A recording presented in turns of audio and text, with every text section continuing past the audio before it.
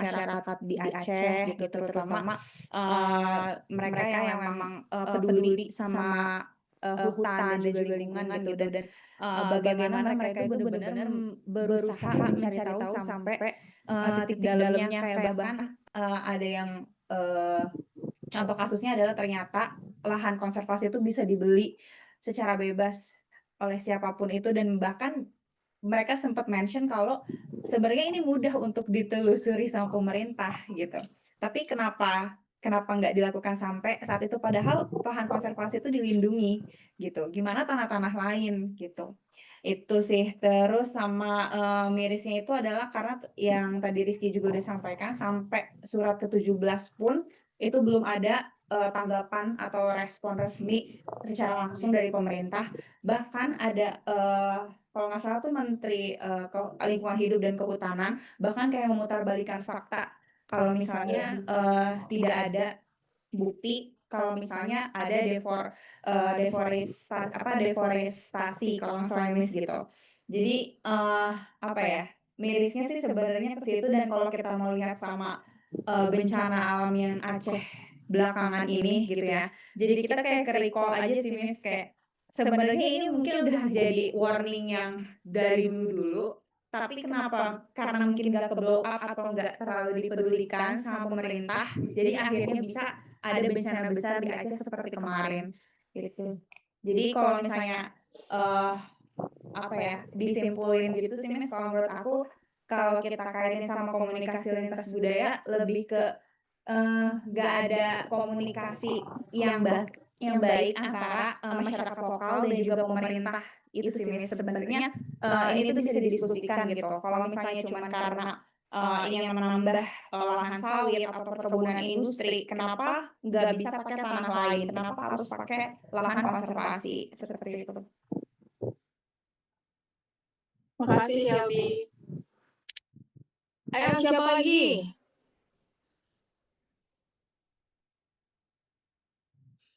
Talita, Irul, Elza, Nita, Nadia. Ayo. Hai Miss. Oh iya Nadia. Oke.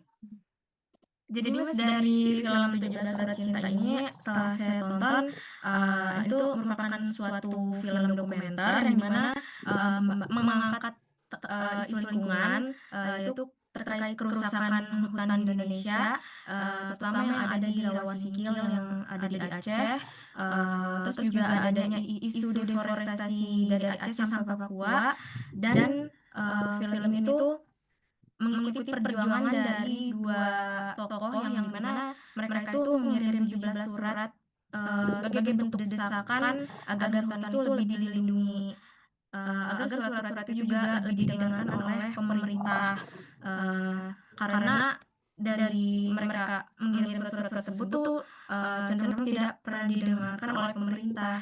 Jadi yang bisa diambil dari film ini, kita harus lebih peduli lagi terhadap lingkungan dan mungkin lebih memperjuangkan lagi untuk menyelamatkan hutan, dan mungkin untuk pemerintah juga bisa lebih aware dan mendengarkan pendapat-pendapat dari masyarakat ya Miss.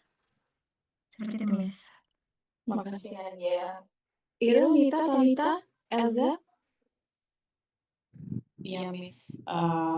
Setelah saya nonton 17 Surat Cinta ini, sebenarnya yang mencolok kepada saya itu selain tentang isi dari dokumenternya itu ya, itu juga respon orang dan isi komentarnya. Karena overarching theme-nya tuh kalau misalnya di komentar orang itu tentang kepercayaan. Jadi orang tuh pada ngerasa kok bisa ya kita percaya sama pemerintah, mereka akan menjaga kita, tapi ternyata realitanya mereka memilih untuk tutup kuping dan ternyata aspirasi kita dan lingkungan kita tuh gak dijaga gitu sebagai sesama orang Indonesia. Jadi sebenarnya yang mencolok dari saya itu sih isi komentarnya, isinya tuh orang yang bilang miris, sedih, ada orang yang gara-gara nonton 17 Surat Cinta ini tuh jadi ngerasa ternyata ini yang pentingnya kita untuk menjaga lingkungan dan menjaga apa ini, menjaga pertiwi kita gitu. Ada orang yang komen juga, karena dokumenter ini saya mengerti kenapa rakyat di Papua itu menolak program transmigrasi karena ibu adalah hutan, hutan adalah ibu dan hutan adalah nafas kita. Itu sih Miss yang mencolok di saya pas saya nonton. Makasih. Kamu baca di komen-komen di medsos atau komen di Di YouTube Miss, karena aku Oh, nontonnya oh iya, baik. Oke. Ya, terima kasih Talita. Irul. Iya, Miss. Gimana? By the way, pas hari Kamis kemarin aku lihat Miss Arina di kampus turun lift duluan, jadi kayak son Oh, tunggu hari kamu ya turun lu ya pulang ya? nunggu di depan Sore. lift ternyata lama banget. Oh, kamu kenapa tidak memanggil? Apaan Anda langsung masuk ke lift? Oh, aku kalau jalan emang agak cepat, apalagi kalau Oke. Kalau untuk dari abis ku tonton sih videonya sama sih kayak Kak Selvi tadi. Case-nya tuh agak miris di mana pembebatan hutan, di mana untuk apa namanya sawit dan lain-lain.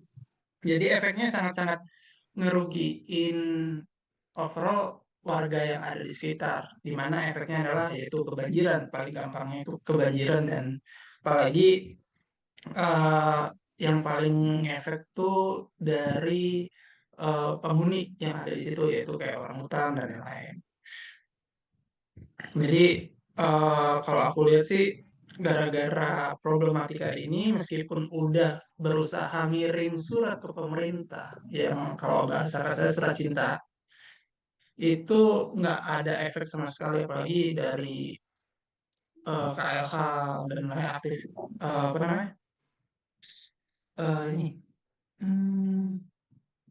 kedutaan LHK atau KLH LHK. LHK hingga presiden nggak ada feedback sama sekali nih. Jadi kayak ini gimana sih responnya pemerintah katanya sangat-sangat peduli akan lingkungan dan lain kayak gitu. Padahal udah ngasih bukti nih kayak udah dari citra satelit, dari drone. Kalau ini loh udah benar-benar kelihatan banget kalau ini udah nggak normal dari hasil pembebatan hutannya. Apalagi setelah diinvestigasi dan lain-lain ternyata oh ini ternyata sawit ini nggak hanya dari lahan yang legal bahkan yang ilegal pun itu eh, masuk ke rantai pasokan perusahaan gede-gede nih kayak Unilever, Nestle, kayak gitu-gitu, PepsiCo bahkan. Meskipun kayak gitu ya banyak kontradiksinya sih di mana kayak jual-jualannya ya sama kayak tadi info dari Tete kalau bahwa ini diperjualbelikan secara ilegal dan segampang itu bahkan fun fact-nya dulu pernah sempat ditawarin untuk mau nggak bro ini beli tanah di area Medan sampai ke Aceh luas 1 hektar di harga per meter itu cuman nggak nyampe 100 ribuan lah per meternya ditawarin untuk ya udah mereka yang ngolah sawitnya terus abis itu kita just beli tanahnya aja mereka yang ngolah nanti setiap panen atau apa nanti akan dibagi hasil kayak gitu. Jadi kayak emang segampang itu sih untuk pembelian lahan di area-area Sumatera dan lain. Jadi menurut aku emang cukup miris aja sih Nis. Gitu sih. Makasih. Bagaimana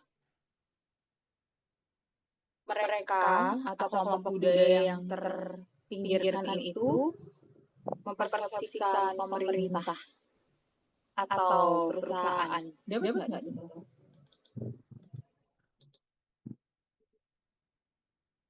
Kalau kita bicara persepsi.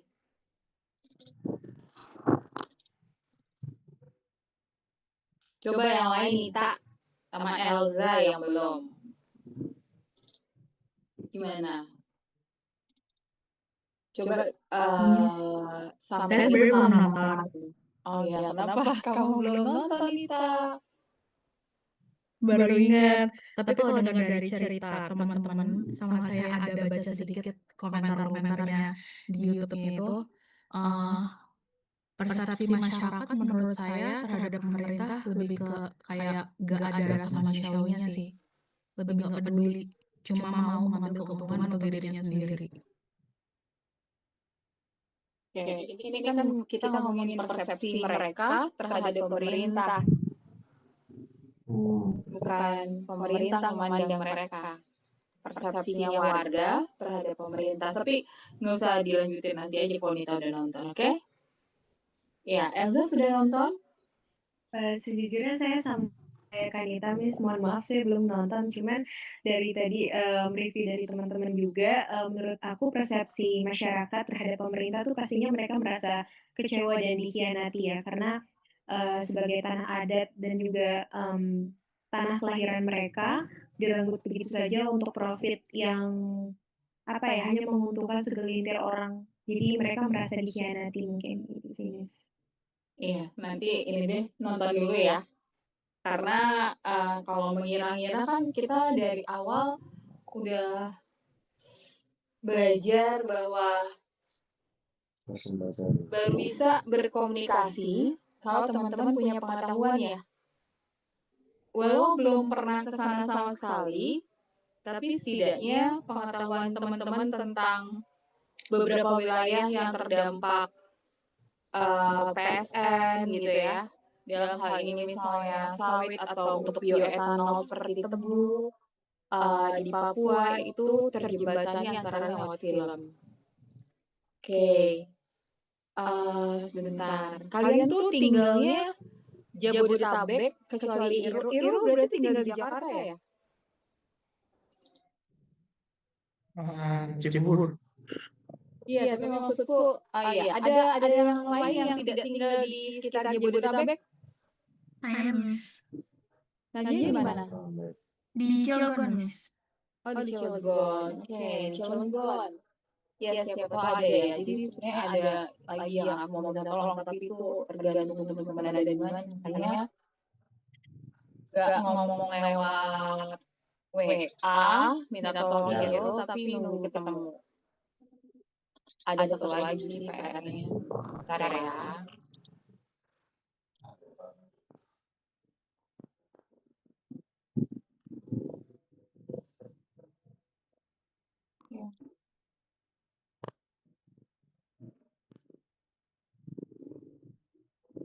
Nontonnya langsung atau ke jeda-jeda? Ke jeda-jeda tuh artinya nyambung. Enggak, aman ya? Yang sudah nonton. Adisti? Oke, Adisti ada, Elza ada, Hotma Yunita ada, Irul ada, Mahesa yang nggak ada, Faki memang tidak ada, Nadia ada, Rizky Agusta ada, Selby ada, Shirley ada. Tunggu, Shirley nggak ada ya? Shirley mana? Talita ada.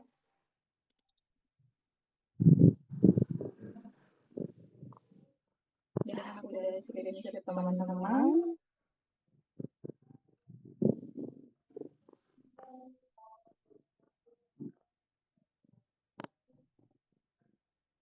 Oke.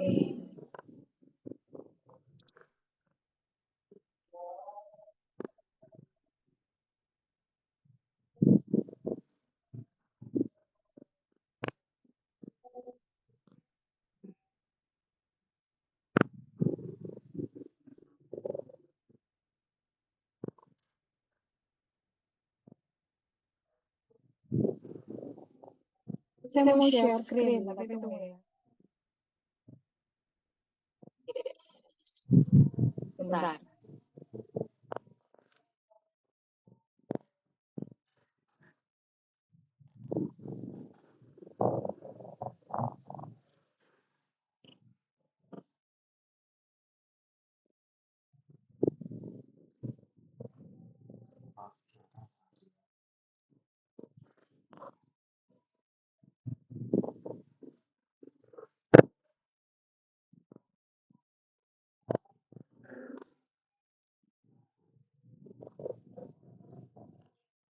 Terima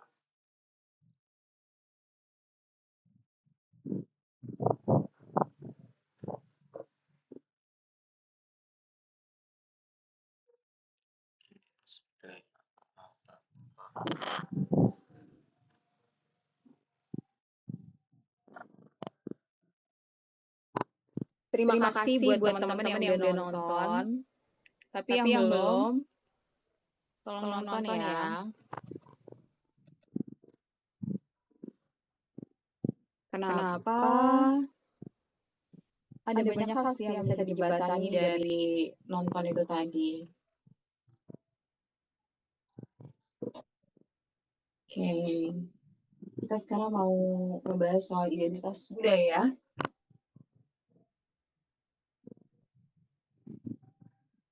Menonton itu jadi jembatan buat teman-teman mengenal banyak hal, termasuk kelompok budaya yang mungkin jauh dari jangkauan teman-teman untuk bisa berinteraksi langsung dengan mereka.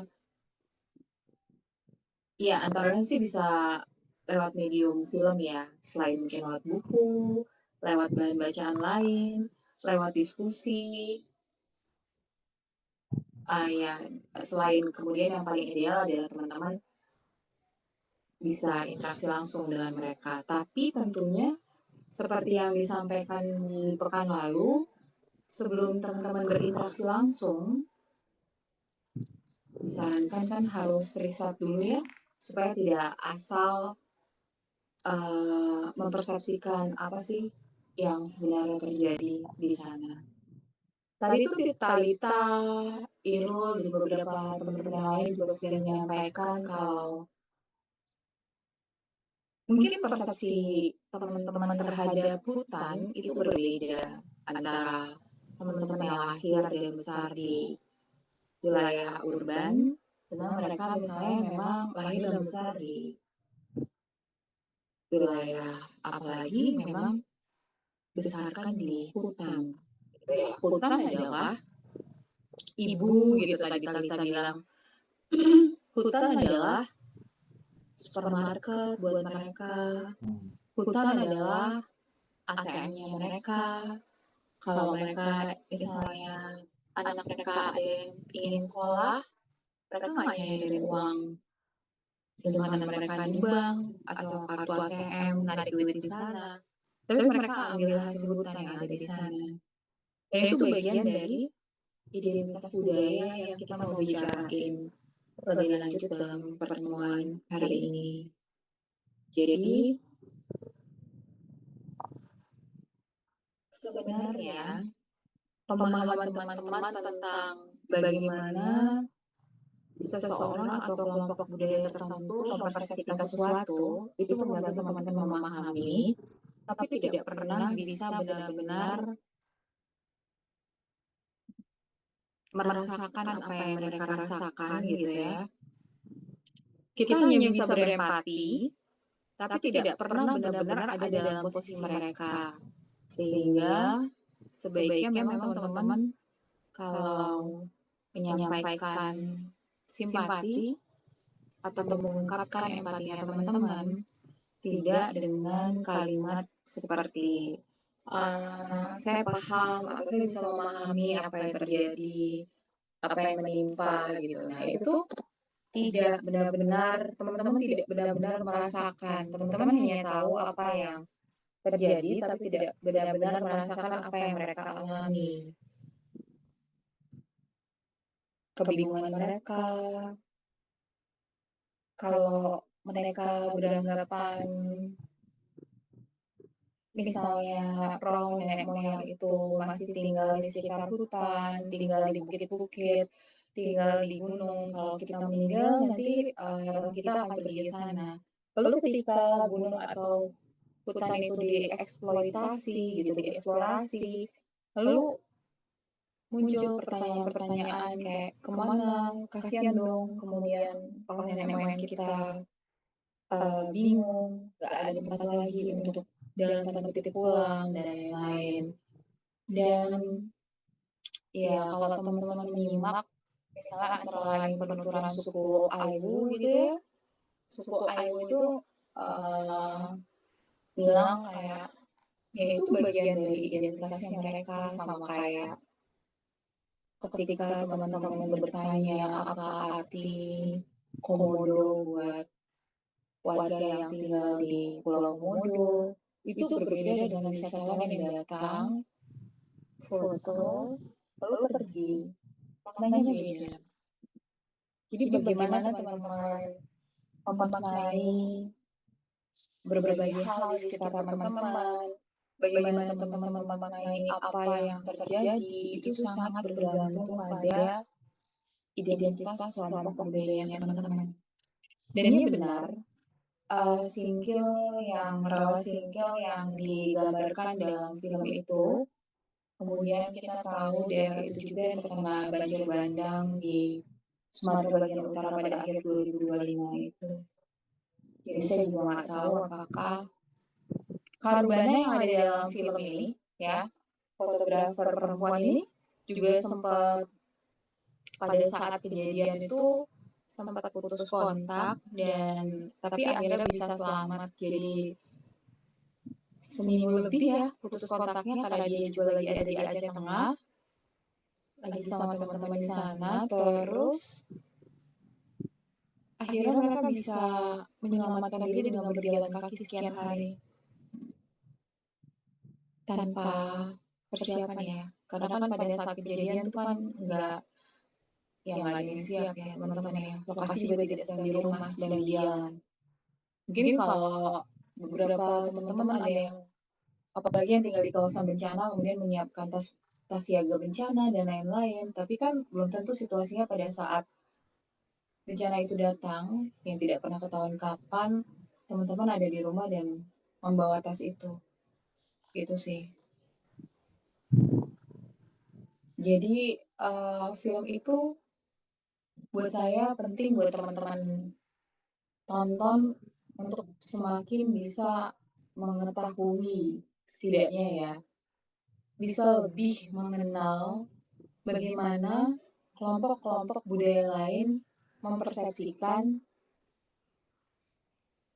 apa yang ada di sekitarnya. Termasuk misalnya memaknai alat berat yang datang, memaknai peminggiran mereka.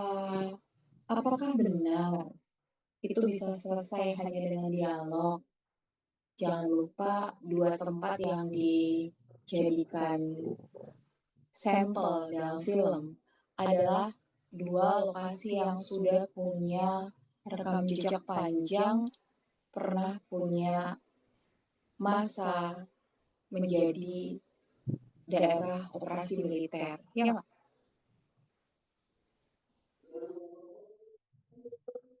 Iya nggak teman-teman? Suaraku masih aman nggak? Oke. Jadi jangan teman-teman lupa sejarah-sejarah lain itu. Sehingga kalau misalnya teman-teman berpikir kayak, oh harusnya bisa didialogkan, oh harusnya bisa dibicarakan baik-baik. Setelah apa yang terjadi, dan itu juga bukan baru terjadi ya. Perusakan itu kan sudah terjadi bertahun-tahun. Terus sebelumnya sudah pernah apa yang menimpa mereka, itu nggak akan pernah bisa hilang. Tidak sesederhana itu ternyata, sebenarnya gitu kalau di KLB. Ternyata tidak sesederhana itu menyelesaikan masalah. Memahami, belajar tentang tempat kelompok budaya yang kita mau masuki, itu saja belum cukup. Kita juga harus belajar, misalnya kayak mereka punya trauma-trauma apa, ketakutan apa. Selain misalnya hutan mereka tergusur, sebelumnya mereka situasinya seperti apa, bagaimana keadaan kesejahteraan mereka, perekonomian mereka, bandingkan dengan pendatang, kayak gitu-gitu. Ya.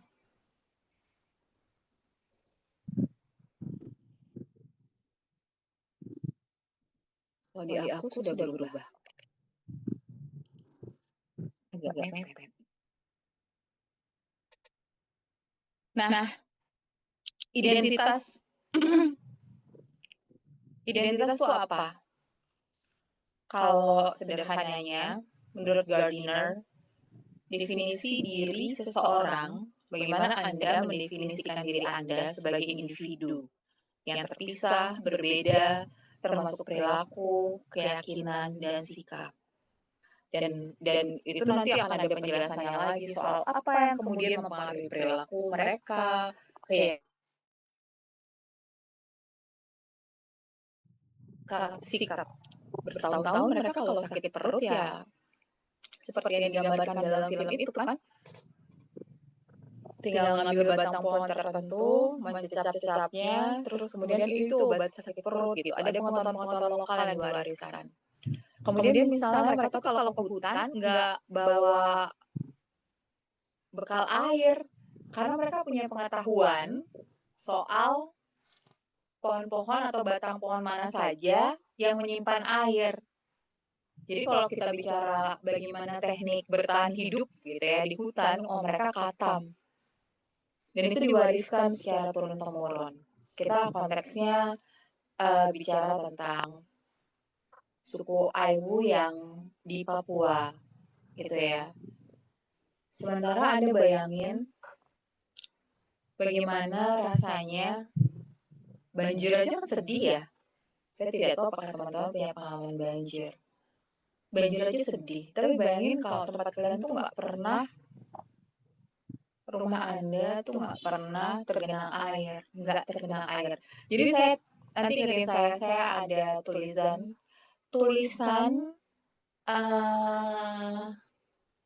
dari BBC Indonesia yang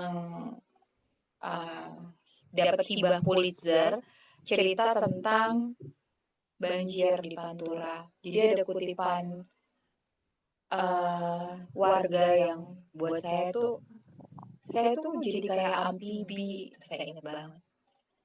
Saya tuh sebenarnya, pokoknya dia bilang gitu deh, saya tuh seperti amfibi karena kaki saya tuh sebenarnya nggak pernah kering. Tapi nggak punya banyak pilihan, seperti misalnya kenapa nggak pergi, dan kenapa kemudian kalimatnya itu adalah kejahatan negara. Kenapa? Karena udah berapa generasi mereka dibiarkan hidup seperti itu. Jadi kata kuncinya adalah ada pembiaran. Ada pembiaran. Dari siapa? Dari pemerintah. Dibiarkan. Gitu. Itu bagian dari identitas. Kampungmu dipaksa tenggelam. Terus, ya padahal identitas itu antara lain nempel sama kampungnya, nempel sama pemukiman itu, terus tiba-tiba semuanya tercerabut, tetangga-tetangga hilang, ada yang punya uang terus pergi, gitu-gitu, tersisa tinggal berapa. Pasti budayanya juga berubah, bagaimana budaya bertahan hidup di wilayah yang nggak pernah nggak banjir. Itu sedih loh. Artinya kan ada kebiasaan-kebiasaan yang berubah ya. Ke sekolah naik perahu, ke sekolah harus keluar duit lebih banyak lagi. Setiap keluarga harus menyisihkan uang untuk air bersih, untuk transportasi. Karena misalnya sepeda mereka harus dinaikin ke gerobak atau yang lain. Sementara menurut Think to Me, itu identitas adalah konsep dirinya teman-teman ya, atau citra diri yang secara refleksif itu diperoleh ya. Teman-teman peroleh atau teman-teman dapatkan itu warisan dari keluarga, gender, budaya, etnis, dan proses sosialisasi individu yang bisa teman-teman dapetin mungkin dari sekolah, dari kelompok sebaya teman-teman, peer grupnya teman-teman, gitu-gitu. Jadi identitas pada dasarnya merujuk pada pandangan reflektif kita terhadap diri sendiri, serta persepsi orang lain terhadap citra dirinya Anda berdasarkan warisan itu tadi. Ada yang mau tanya?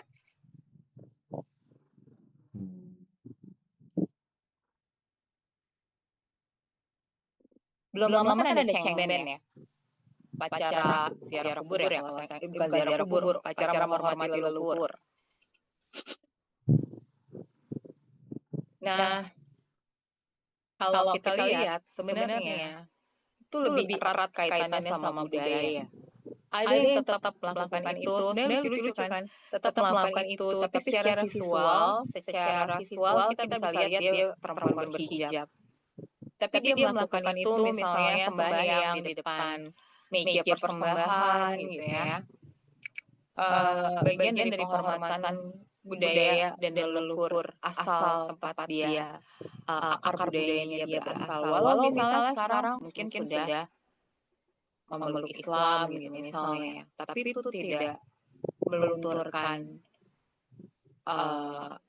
masih ada yang melakukan itu, masih ada yang melakukan itu. Nah, artinya kan kalau kita bicara seperti itu bukan soal benar salah ya. Budaya itu nggak bicara benar salah. Bahwa dalam perkembangannya itu nanti ada perubahan, itu soal lain. Ya, misalnya kayak gini, Anda tahu lagu Erika yang kemarin juga jadi populer, Erika yang dinyanyikan sama Himpunan Mahasiswa Pertambangan ITB. Sebenarnya lagu itu sudah lama, dari tahun 70-an gitu ya. Beberapa alumni termasuk misalnya Gubernur DKI Jakarta gitu, Pramono Anung bilang dulu dia pun menyanyikannya. Tapi teman-teman ada pergeseran budaya. Dulu misalnya mungkin lagu-lagunya Warkop, film Warkop, di mana kemudian perempuan ditampilkan sebagai pendamping, pelengkap, tapi tokoh utamanya selalu personelnya Warkop, itu dulu ya nggak apa-apa. Tapi hari ini mungkin akan jadi masalah. Artinya budaya itu berubah. Atau misalnya yang banyak dicontohin sama orang lain juga lirik lagunya Carmila. Anda dengerin liriknya dan kemudian bagaimana kalau itu dinyanyikan atau itu baru populer di era sekarang. Jadi ya memang ada pergeseran budaya. Orang sekarang menjadi lebih sadar bahwa itu bukan sesuatu yang baik, itu salah. Gitu. Dan kita tidak menormalisasi kekerasan terhadap kelompok minoritas manapun, baik verbal maupun non-verbal. Ada yang mau tanya sampai sini?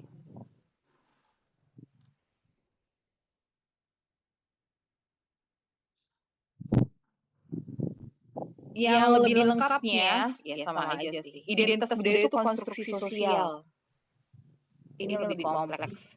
Jadi identifikasi komunikasi dari sistem bersama yang memuat perilaku, simbol, baik verbal maupun non-verbal, yang bermakna bagi anggota kelompok yang memiliki sense of belonging dan saling berbagi tradisi, warisan, bahasa, norma-norma yang perilaku yang sesuai bagi kelompok. Bagi kelompok namanya juga identitas. Itu berlaku buat mereka, nggak berlaku buat teman-teman yang tidak berasal dari anggota kelompok budaya tersebut. Misalnya kayak dulu tuh ada program televisi yang menampilkan kelompok budaya di Mentawai. Terus secara visual, talentnya itu ditampilkan dikejar sama penduduk asli untuk mau dirajah. Raja adalah seni raja, seni tato. Itu kan termasuk bagian dari identitas budaya di Mentawai. Nah, itu mengundang kontroversi dan protes dari aliansi masyarakat adat, sehingga kemudian berakhir dengan program televisi itu minta maaf. Apapun alasannya, karena media punya fungsi, termasuk fungsi untuk menyampaikan sebagai media untuk pendidikan, sosialisasi budaya, kita harus menyampaikan hal-hal yang sebenarnya Kan publik nggak tahu, jangan-jangan dipikir itu yang benar, apalagi nggak pernah ke sana, gitu. Mengerikan sekali kalau teman-teman datang ke sebuah kelompok gitu ya, nanti dianggap barbar, kemudian teman-teman dikejar. Padahal itu kan penggambaran tidak benar, walaupun misalnya alasannya demi, ya rating share dan lain-lain. Itu dulu namanya primitive runway. Ada salah satu episodenya tentang Mentawai yang kemudian diprotes. Dan tidak hanya ceritanya, tapi sebenarnya nama programnya pun bermasalah karena ada penyebutan kata primitif. Primitif, terbelakang, kelompok adat terpencil gitu kan, KAT. Kementerian Desa itu punya bagian kelompok adat terpencil. Nah itu sebenarnya juga labeling yang salah dari pemerintah. Gitu, teman-teman. Jadi, di sini identitas budaya adalah konstruksi sosial. Mungkin Anda di luar itu yang melihatnya, jadi bisa saja, ini kalau menurut Fong ya, kalau menurut Fong, bagaimana sebuah kelompok budaya dikonstruksikan itu kan tidak hanya dari apa yang mereka alami, tapi juga bagaimana orang luar memandang mereka. Dikonstruksikan oleh budaya, dikonstruksikan oleh situasi sosial. Misalnya kayak bagaimana Anda memandang kelompok BR, bagaimana Anda memandang kelompok FPI, bagaimana teman-teman memandang kelompok orang yang pokoknya kami pribumi, kami harus dapat porsi lebih besar dan seterusnya dalam konteks kasus di Surabaya, kasus Mega Cuan di mana tuh? Kalau Di mana? Malang ya? Pekalongan. Pekalongan. Oh, Pekalongan ya, di Pekalongan gitu. Itu bahaya loh, teman-teman. Bahayanya apa? Ternyata kalau kita sebenarnya belajar baca, kita tuh kan akarnya sama. Mana yang bisa mengklaim kamu pribumi? Saya lebih pribumi daripada yang lain, kalian pendatang. Itu kan bagian dari sebenarnya ya, pewarisan politik pecah belah era penjajah. Dan itu sebuah proses yang disengaja. Kemudian dikelompok-kelompokkan agar nanti bisa dimanfaatkan dalam situasi tertentu. Kelompok Cina, kelompok pribumi, ini kelompok, jadi dikelompokkan sesuai dengan dalam tanda kutip identitas fisik lahiriah yang terlihat. Makanya dalam perjalanannya pengelompokan, termasuk misalnya ada pemusatan tempat tinggal dan lain-lain. Misalnya dulu kan Cina ditaruh di tembok luar Batavia tuh. Makanya kecinan di dekat kota tua itu karena dulu temboknya di situ. Mereka dipusatkan di sana kalau kita bicara Jakarta. Nah, ketika terjadi sesuatu itu bisa dibuat konflik antar kelompok. Jadi artinya kalau sekarang kita melanggengkan politik pecah belah semacam itu kita meneruskan atau mewariskan konflik sebenarnya teman-teman. Jadi teman-teman dipecah belah itu untuk ini, untuk dipelihara untuk gampang dibuat pertikaian antar kelompok. Itu juga sebenarnya yang terjadi pada, Anda tahu nggak, Ketua Golkar Maluku yang ditusuk ketika mendarat di bandara. Tahu kasus itu teman-teman? Enggak. Boleh loh sambil cari. Baru kasusnya.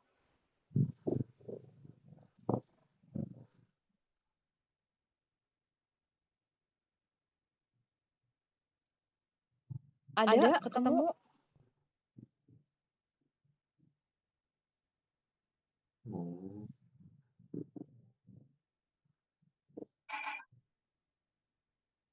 Ketemu Siapa?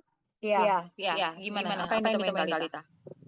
Ini aku dari Detik aja sih, udah ada ternyata 2 orang terduga pelaku penikaman Ketua DPC, Partai Golkar. Tertangkap karena melakukan belum jelas apa motif penikaman tersebut, tapi diduga karena terpicu emosi. Oh ya, kapan itu beritanya? Yang kamu baca, di-upload-nya kapan? Ini minggu kemarin. Oh, hari Minggu? Mhm. Karena kalau hari Senin ini udah ada lagi yang baru mungkin. Makasih Talita. Ini ada kaitan sama identitas budaya. Bisa bunuh-bunuhan gara-gara itu. Dan pelaku bisa mempertaruhkan karir dia sebagai petarung MMA untuk menuntaskan dendam klan K. Siapa klan K yang kalian kenal? Ada nggak yang kalian kenal? John K. Yes, John K. Siapa John K yang kamu tahu, Ro? Ada sih teman kerja sepupunya John K. Gawat banget sih. Tapi John K sendiri siapa? Bisa dibilang dulu preman yang susah dibunuh. Dia terus habis itu mendirikan, untuk sekarang ini dia mendirikan ormas namanya GRIP, Gerakan Indonesia Bersatu ya. Dan yang milikin, salah satunya milikin tanah yang di Tanah Abang tuh yang kemarin lagi naik daun. Yang juga lagi berantem sama menteri ini ya. Menteri kemana ya? Paduarar Sirait. Jangan-jangan teman kerjamu tuh saudaranya pelaku. Karena pelaku keponakannya kalau nggak salah. Iya. Tapi ini soal dendam yang nggak selesai, maksudnya kayak jadi pewarisan ya, pewarisan ini tadi kan kita ngomongin warisan ya kawan-kawan ya, sense of belonging, saling berbagi tradisi, warisan di sini juga termasuk warisan kepahitan, itu juga termasuk di sini. Ya, ini identitasmu itu terbangun, terbentuk, dikonstruksikan oleh identitas kelompok yang dalam hal ini konteksnya adalah kelompok budaya. Makanya kan tadi saya bilang juga soal misalnya waktu kita ngebahas 17 surat cinta tuh kayak teman-teman harus tahu apa yang sudah mereka alami selama ini. Karena itu termasuk juga mewariskan kepahitan misalnya sekian puluh tahun. Misalnya ya generasi seumurnya teman-teman katakanlah nggak pernah ngerasain daerah operasi militer, tapi belum tentu mereka tidak tahu, pasti tahu, dan itu diceritakan. Itu. Jadi termasuk yang diwariskan itu adalah dendam, kepahitan, gitu teman-teman.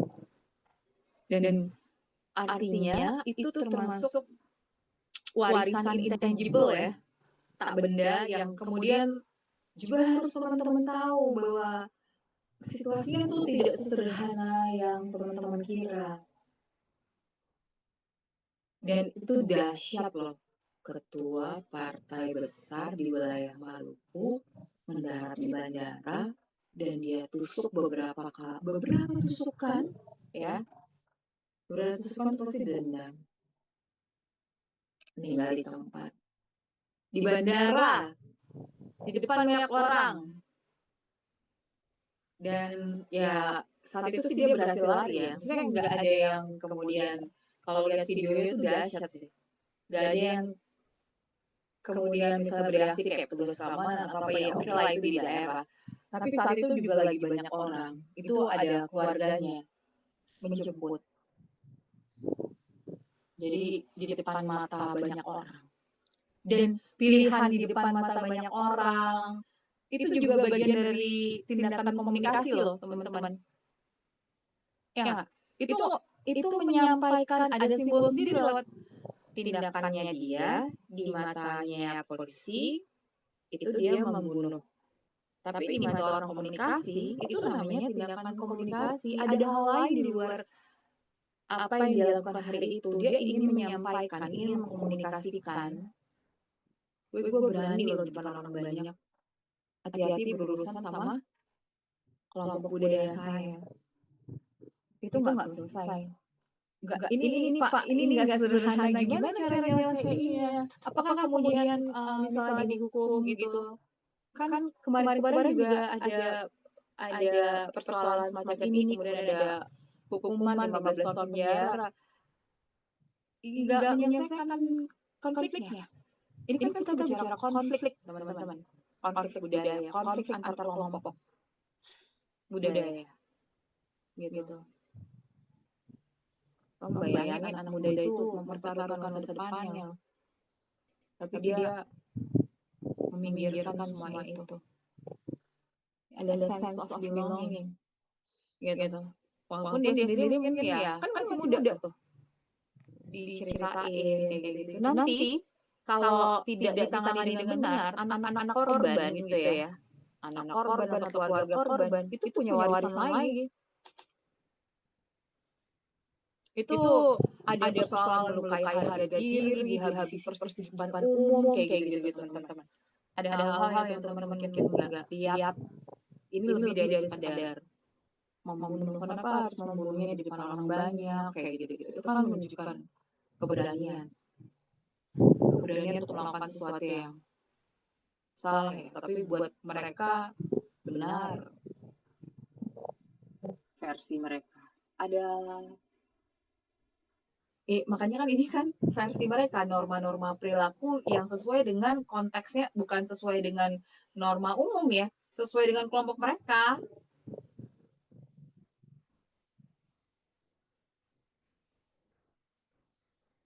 Ini kayak misalnya ada wilayah-wilayah yang memang teridentifikasi selalu tawuran setiap kali bulan Ramadan gitu. Kalau ditanya tuh kadang-kadang nggak paham juga kenapa. Di wilayah Jakarta tuh ada beberapa, bisa di Tanah Tinggi gitu ya, di kawasan Senen gitu, dekat Pasar Gaplok. Kalau ditanya mereka yang bertikai, mereka nggak tahu loh kenapa mereka berantem. Jawabannya ya karena itu, pokoknya disampaikan bahwa kelompok itu musuh gitu, identifikasinya. Tapi kenapa bisa diidentifikasi sebagai musuh kayak gitu tuh udah warisan. Ada daerah-daerah yang seperti itu.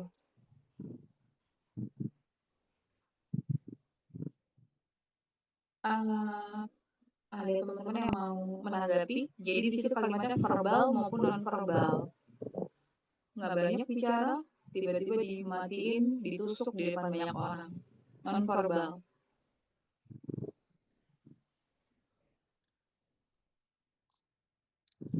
Nggak tahu kan apa yang mungkin sudah dijanjikan pada pelaku.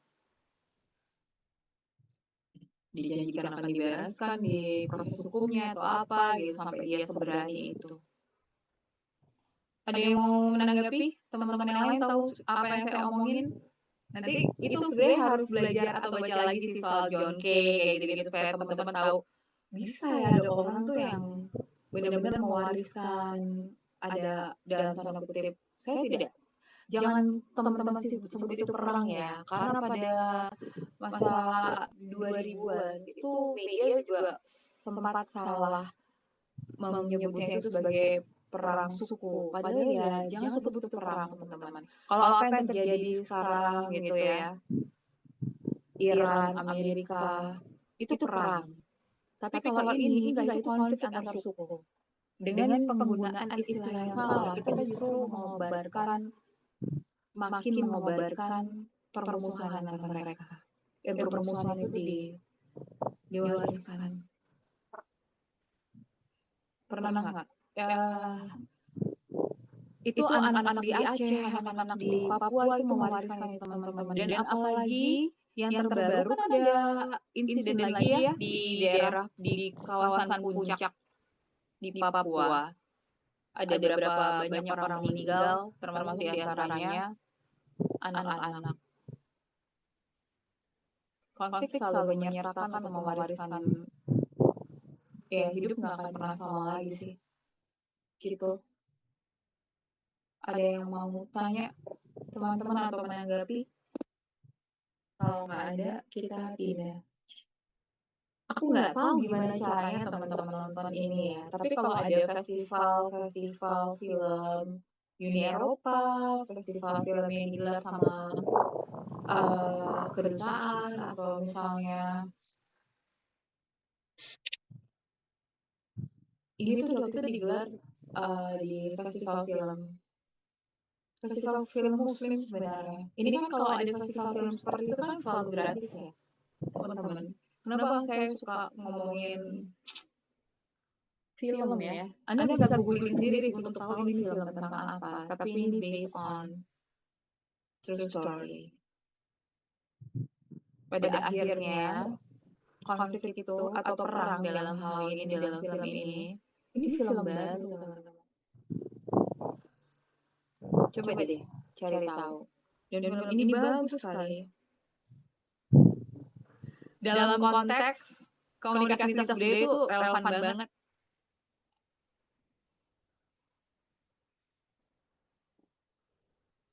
Pada akhirnya, nggak ada gunanya kita memelihara kebencian gitu sih. Yang mau disampaikan lewat film ini. Itu film tahun 2025. Jadi baru rilis November 2025.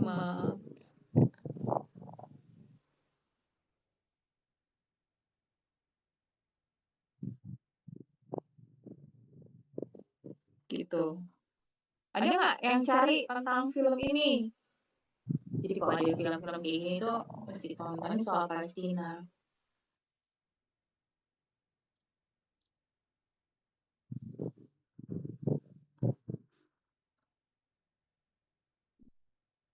Jadi semua peristiwa yang tergambarkan dalam film itu memang real terjadi. Walau ini kemudian bukan pemain-pemainnya tidak menggambarkan orang-orang ini beda ya, kan dia tidak mengklaim ini film dokumenter.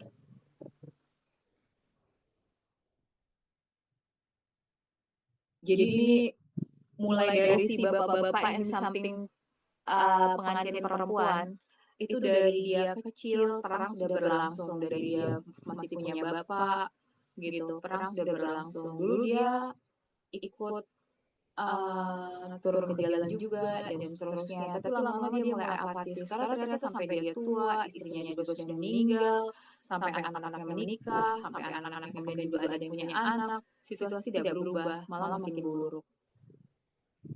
Dan yang buruk membuat keluarga ini berubah adalah ketika anak kecil yang di depan pengantin itu ketika dewasa tertembak di bagian kepala. Gitu. Ya pokoknya intinya keluarga ini kemudian menyimpan dendam, anaknya nggak bisa selamat, tapi demi untuk memutus dendam itu kan mati ya batang otaknya. Nah, seluruh organnya itu disumbangkan. Dan ternyata yang menerima organ-organnya itu dia nggak tahu siapa yang nerima, tapi one day dia ingin menelusuri siapa sih yang nerima karena dia tuh kangen sama anaknya dan siapa tahu itu bisa menuntaskan rasa rindunya. Ya ternyata yang menerima organ dari anaknya ada yang menerima jantung, ada yang menerima mata gitu misalnya dan seterusnya itu dari pihak musuh. Dan itu jadi pertentangan batin karena kayak ya ada penyesalan kenapa waktu itu demi kebaikan itu kan ditentang, bahkan dia dimusuhi oleh tetangga-tetangganya. Ngapain kamu menyumbangkan organ tubuh anakmu kayak gitu-gitu. Karena dia percaya misalnya satu anak itu meninggal, anaknya dia meninggal, tapi itu mungkin bisa menyelamatkan 5 yang lain gitu. Jadi itu nyebar organ tubuh anaknya. Jadi itu pertarungan batin sampai akhirnya dia bisa melepaskan. Tapi tentu tidak sesederhana itu ya. Ini pergulatannya itu panjang dan nggak semua kelompok bisa merasakan atau kemudian bisa melepaskan itu. Melepaskan dalam arti nggak ada dendam dan lain-lain. Ada prasangka-prasangka kayak gitu. Jadi kenapa film itu bagus? Karena kemudian pada dasarnya kita bicara soal manusia. Jadi kayak muncul pergulatan kayak anak saya nyesel nggak ya kalau ternyata tahu saya orang tuanya itu akan kontrak boleh disumbangin kayak gitu. Jadi ini anak tidak terselamatkan apa segala macam itu juga soal politis ya, soal misalnya kayak para medis susah di wilayah konflik dan seterusnya. Gitu sih kayak sebenarnya salah nggak sih punya harapan kayak gitu. Dan hidup tuh nggak sesederhana hidupnya karena mungkin buat mereka tuh kayak besok masih hidup aja itu udah pencapaian buat mereka. Tapi buat Irul mungkin pencapaiannya udah beda lagi gitu. Karena nggak ada persoalan hidup mati di sini misalnya ya. Jadi kenapa itu kemudian ya berbagai hal yang udah pernah terjadi menimpa keluarga dan lain-lain itu mempengaruhi identitas budaya seseorang maupun kelompok budaya tertentu. Kesadaran dasar terhadap karakteristik khusus kelompok yang dimiliki seseorang dalam hal kebiasaan hidup, adat, bahasa, dan nilai-nilai. Kan kalian juga nggak bisa loh misalnya kayak teman-teman di Papua itu 100% kalau mau bikin rumah ngambilnya dari hutan. Kalian kan nggak bisa. Kalian bisa nggak bikin rumah tanpa tukang? Kalian bisa nggak bikin rumah tanpa belanja ke toko bangunan? Sementara mereka nggak kenal konsep itu. Mereka nggak kenal supermarket. Mereka kalau lapar ya ke situ cari pakis atau apa atau berburu gitu. Atau bahkan misalnya nangkap udang bisa dengan tangan telanjang gitu atau cukup dengan tombak. Oke.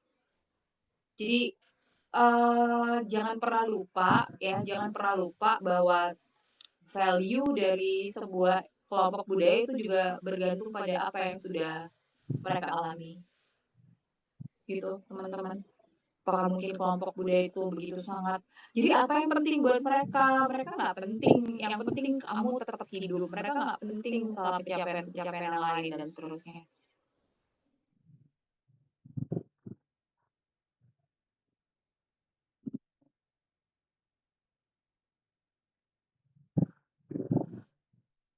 Salah satu, jadi identitas budaya itu tidak sama dengan identitas etnis. Salah satu yang membangun identitas budaya adalah identitas etnis, gitu ya. Apa saja di situ? Ada kemudian mereka berasal dari suku apa? Kemudian bagaimana pertarungan politik mereka, bagaimana perekonomian mereka, apa sih yang menopang mereka dan seterusnya. Dan itu agak makanya kan kalau kalimat saya tuh gini, kalau memang kelompok budaya itu mencari penghidupan loh ya, penghidupan kan berarti caranya teman-teman hidup, mencari penghidupannya dengan cara berdagang. Pernah nggak dengar kayak tukang pangkas rambut dari kelompok budaya tertentu? Ada etnis tertentu gitu ya. Tasik ya? Mana sih? Tasik. Garut. Garut ya? Garut. Terus misalnya kayak tukang nasi goreng. Terus kalau tukang sate Padang sih, kalau tukang yang keliling bukan orang Padang, bosnya yang orang Padang. Gitu. Kelompok warung Tegal dan lain-lain. Kan ada etnisitas tertentu ya. Misalnya kayak kenapa tinggal di wilayah itu? Ya karena mereka tinggal di pesisir karena mereka nelayan. Kenapa mereka tinggal di situ ya? Misalnya mereka bertani di situ. Kalau disuruh tiba-tiba berubah, nggak bisa semudah itu, teman-teman. Kayak Anda yang dari lahir misalnya tinggalnya di wilayah perkotaan, tiba-tiba suruh tinggal di hutan, jangan kamu makan apa yang tersedia di hutan. Kan nggak bisa. Makanya orang-orang yang dulu ditransmigrasikan di era tahun 80-an pada saat program transmigrasi itu ada. Wah, nggak segampang itu hidupnya, bahkan ada yang banyak kan yang pulang lagi karena tiba-tiba mereka harus terbiasa ada binatang yang mungkin buat kita itu buas lewat depan rumah, ular atau apa gitu-gitu. Terus buka lahan buat orang yang dari lahir tinggal di situ, buka lahan itu nggak susah, tapi orang yang tidak terbiasa kerja fisik capek banget. Ini kayak misalnya meme-nya kalau orang naik gunung terus kayak kita senjata kita tuh lengkap tapi anak lokal ya pakai sendal jepit atau bertelanjang kaki bolak-balik tuh bisa naik turun. Sementara kita tuh mungkin setengah mati buat sampai di pos berapa dan seterusnya gitu. Anak-anak yang memang lahir dan besar di gunung, ya buat mereka biasa aja dan mereka tidak perlu sampai pakai baju berlapis-lapis untuk menahan hawa dingin gitu ya atau angin di gunung. Sementara mungkin orang-orang yang naik gunung perlu perlengkapan tertentu. Sementara orang lokal kalau Anda lihat kalau papa sama orang lokal kan nggak segitunya. Gitu teman-teman. Ada yang mau tanya? Identitas ini punya hubungan yang kuat dengan politik yang didefinisikan sebagai kekuatan untuk mengontrol dan mengatur distribusi dan ketersediaan sumber-sumber daya. Dan rasanya ini harusnya akan makin jelas ketika teman-teman nonton 17 Surat Cinta itu. Dan ada film lagi sih yang rencananya saya minta tolong teman-teman untuk tonton. Siapa yang ngontrol? Tadinya itu ada di tangan mereka. Dan mereka tuh berbagi. Jadi nggak pernah meskipun itu hutan, nggak pernah ada batas secara khusus, tapi mereka tahu ini wilayah suku mana, ini wilayah suku mana, dan mereka nggak pernah lewat batas itu. Tiba-tiba, semua norma-norma gitu kan itu kan tidak tertulis ya. Itu berantakan ketika ada perusahaan yang datang, yang biasanya bergandengan tangan dengan pemerintah dan segala macam, dan tiba-tiba mereka yang mengontrol dan mengatur distribusi dan ketersediaan sumber-sumber daya yang menghidupi mereka.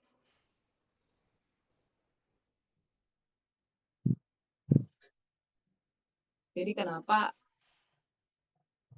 ini bukan soal perebutan. Ada data terbaru ya, jumlah manusia itu makin banyak dan sudah melebihi daya tampung bumi. Artinya kita akan semakin sering mendengar perebutan ruang. Itu kan soal perebutan ruang, teman-teman. Perebutan ruang. Kenapa kemudian ini soal perebutan ruang? Ini kan perebutan lahan aja. Kalau misalnya katakanlah pemerintah ini masuk terus kemudian pakai konsep ya ini sih tapi nggak terjadi ya. Ini nggak ada konsep ganti rugi atau apapun. Orang diajak ngomong juga enggak. Tapi teman-teman akan makin sering mendengar gesekan-gesekan konflik yang terbentuk atau bahkan perang yang terjadi karena perebutan ruang ini. Dan ruang bagi kelompok budaya tertentu itu adalah bagian dari identitas budaya mereka. Ya mereka ada karena mereka lahir dan besar di situ dari zaman nenek moyang. Terus ketika ruang itu diambil, itu mereka kehilangan identitas, teman-teman. Ini juga termasuk berlaku buat katakanlah warga Porong, Sidoarjo, yang kemudian terhapus dari peta wilayah mereka, itu sedihnya nggak tergambar. Kalau orang Indonesia yang punya konsep mudik, punya konsep ziarah kubur, ya mereka mau ziarah mana kalau semuanya udah jadi bagian dari tanggul? Kalau sudah jadi waduk raksasa gitu. Gitu, teman-teman. Dan itu bagian dari identitas budaya. Konsep pulang itu jadi nggak ketemu maknanya. Karena tempat pulangnya udah nggak ada. Dan ketika mereka akhirnya karena situasi berpindah ke tempat lain, buat mereka itu bukan, ya itu kayak mereka urbanisasi, tapi itu bukan pulang. Gitu. Itu juga yang sebenarnya menjelasin kayak kenapa warga Merapi tetap balik lagi tinggal di lereng Merapi walau tempat-tempat itu sudah diidentifikasi sebagai tempat yang berbahaya. Gitu. Itu ada kaitannya sama politik, ada kaitannya sama ekonomi. Mereka nggak bisa kontrol kalau di tempat yang baru. Banyak hal yang nggak bisa mereka kontrol.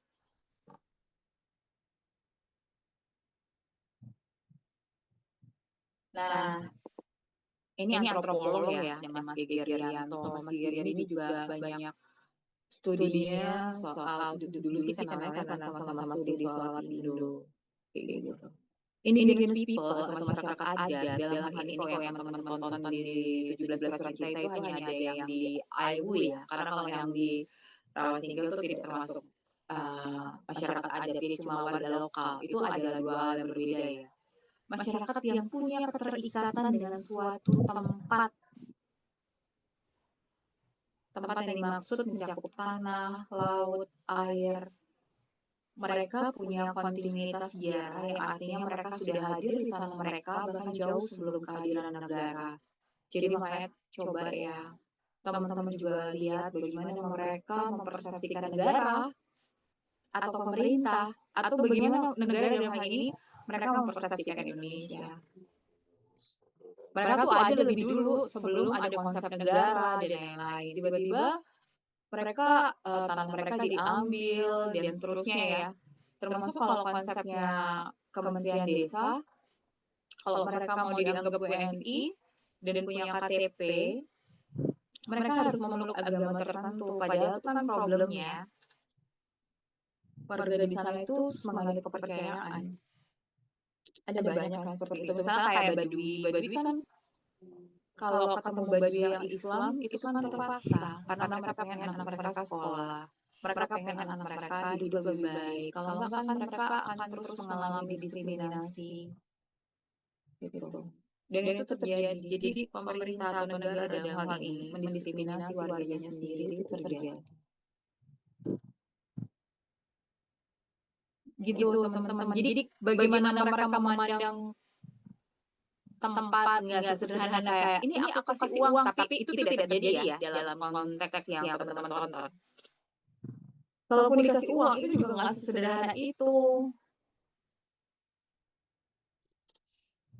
Itu juga salah sih, nggak usah ngomongin indigenous people. Kayak warga di Bojonegoro yang kemudian sebagian jadi orang kaya dadakan karena Pertamina kesana di sana gitu ya.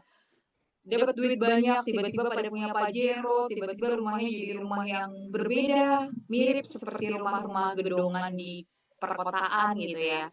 Kehilangan identitas aslinya. Tapi kan cuma sebentar, abis itu mereka miskin lagi karena mereka tidak dibekali pengetahuan gimana caranya ngelola uang. Makanya kan orang-orang tuh biasanya kalau di desa kalau punya uang kan dijadiin sesuatu, jadi kambing kayak, jadi sapi kayak. Ada yang suka hanya kambing karena kalau sapi tuh menurut mereka hilangnya banyak mbak, jadi kayak mereka harus sewa kendaraan gitu-gitu lah ya, dan harus jual utuh itu. Kalau kambing kan bisa sedikit-sedikit. Itu sih cara pandang yang berbeda itu juga rentan konflik.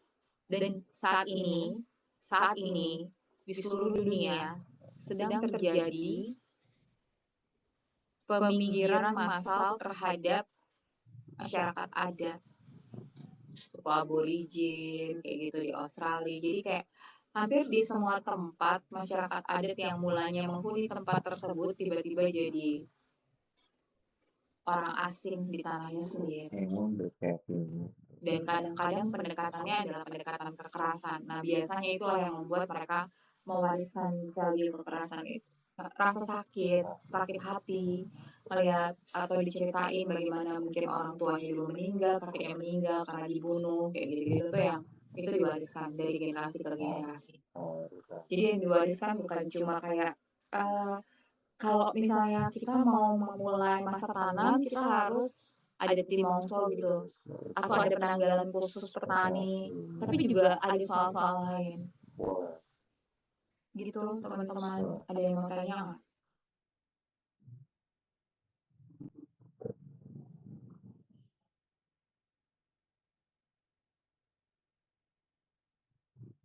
Kalau mereka tamak, udah lama hutan musnah. Tapi masalahnya, mereka yang selama kita tuh berhutang loh sebenarnya sama mereka, karena justru mereka yang merawat hutan selama ini. Tapi justru kadang-kadang mereka distempel terbelakang, primitif, dan lain-lain. Itu yang salah. termasuk upaya-upaya meminggirkan mereka. Meminggirkan, menghilangkan mereka, mengambil hak-hak mereka gitu. Apa buktinya kalau hutan itu misalnya punya pemerintah? Itu kan yang mereka tanya. Nah, ada yang disebut sebagai teori identitas sosial. Ini menjelaskan bagaimana individu mendefinisikan diri mereka berdasarkan keanggotaan kelompok, dari bangsa apa, ras apa, suku apa, agama atau kelas sosial. Bahkan ini juga bisa dipakai untuk misalnya bergaul dan lain-lain gitu. Anda pasti bisa melihat bagaimana kelompok 16 mahasiswa di FHUI itu mengidentifikasi diri mereka. Kan mereka semua punya posisi di kelompok-kelompok mahasiswa ya, berasal dari kelas sosial tertentu dan seterusnya. Teori ini juga menyatakan bahwa orang berusaha meningkatkan harga diri mereka dengan mengidentifikasi diri pada kelompok dalam, in-group, dan membedakan diri dari kelompok luar. Dan ini bisa macam-macam. Termasuk dari orang yang sebenarnya kalau dalam konteks budaya populer gitu ya, itu juga sebenarnya dia nggak mampu untuk masuk ke dalam in-group kelompok tertentu, tapi dia ingin diidentifikasi dengan kelompok tersebut dengan cara apa, dengan misalnya melekatkan pada atribut-atribut tertentu yang kemudian orang bisa mempersepsikan atribut tertentu pada kelompok tertentu dan seterusnya.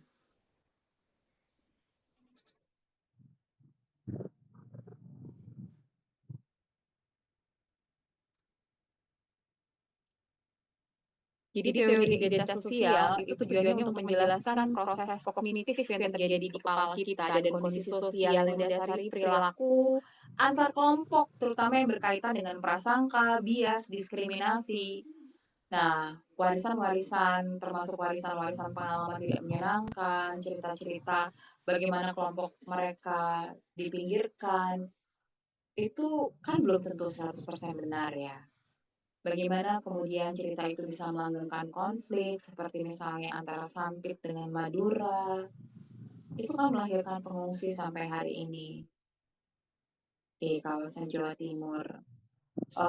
Kemudian ada konflik dengan suku-suku lain, Sunni Syiah di Indonesia pun juga ada. Dan dalam warisan informasi tersebut yang dilanggengkan lewat kelompok budaya tertentu, lewat cerita-cerita saat ada kumpul keluarga, kayak gitu-gitu, atau kumpul kelompok adat tertentu. Disitulah kemudian bisa, jadi ini anak yang baru lahir tidak pernah mengalami itu, dia bisa punya prasangka-prasangka terhadap kelompok budaya yang berbeda karena cerita-cerita ini tadi. Padahal dia sendiri belum pernah ngalamin pengalaman tidak menyenangkan itu. Tapi itu dipelihara, disampaikan, diwariskan secara turun-temurun.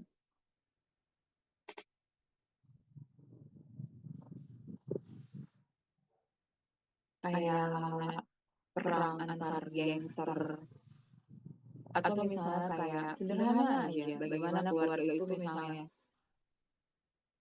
ya nggak sederhana sih. Di beberapa wilayah konflik, itu juga termasuk ini konteksnya di Indonesia ya, itu dilanggengkan dengan upaya penundukan, penaklukan gitu bahasanya, penaklukan sebuah kelompok. Budaya itu juga bisa dilakukan dengan berbagai bentuk kekerasan, baik itu kekerasan fisik, termasuk kekerasan terhadap perempuan dan anak.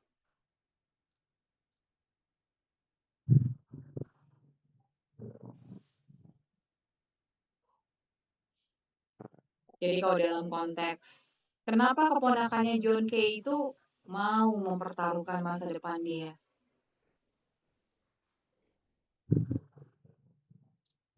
Teori identitas sosial membantu teman-teman memahami mengapa keanggotaan kelompok begitu kuat dalam membentuk perilaku manusia dan hubungan antar kelompok. Kenapa kalau udah pakai seragam pemuda Pancasila orang jadi lebih berani?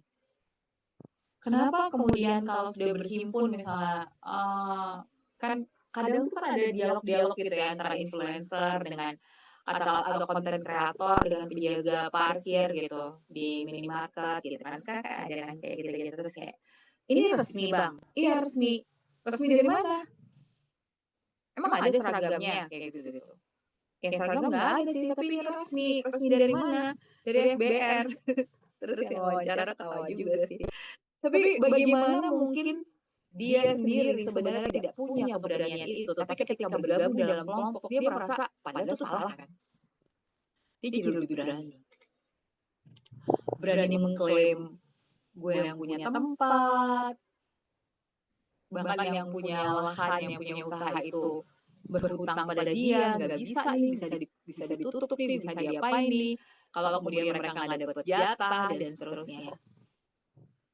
Ya kan? Membentuk perilaku manusia dan hubungan antar kelompok.